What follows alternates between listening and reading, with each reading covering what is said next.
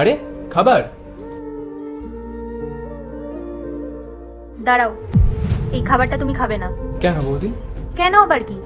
এই খাবারটা আমি তোমার দাদার জন্য বেড়েছি, তোমার জন্য আমি খাবার বেড়ে আনছি। আর হ্যাঁ, যতক্ষণ না আমি খাবার না নিয়ে আসবো তুমি এই খাবারে হাত দেবে না। ঠিক আছে বৌদি।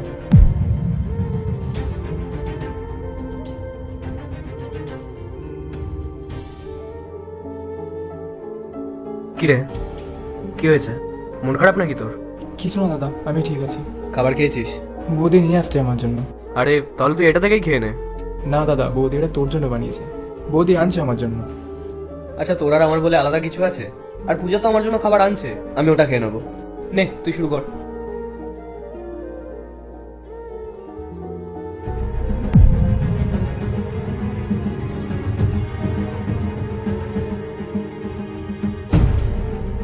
এ কি পূজা, তোমার দেওয়ারের জন্য এত ভালো ভালো খাবার, আর আমার জন্য এইটা? আমি আরো আনছি। নে নে, শুরু কর।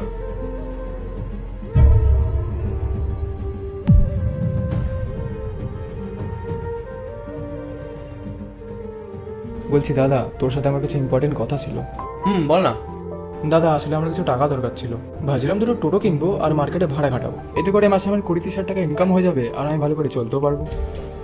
আচ্ছা, কত টাকা লাগবে? আপাতত 2.5 লাখ টাকা মতো লাগবে।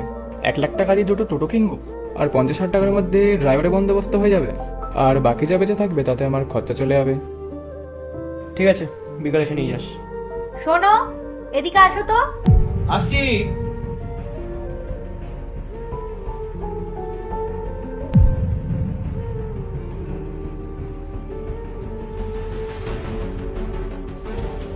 হ্যাঁ বলো। শোনো, কোনো দরকার নেই ওকে টাকা পয়সা দেওয়ার।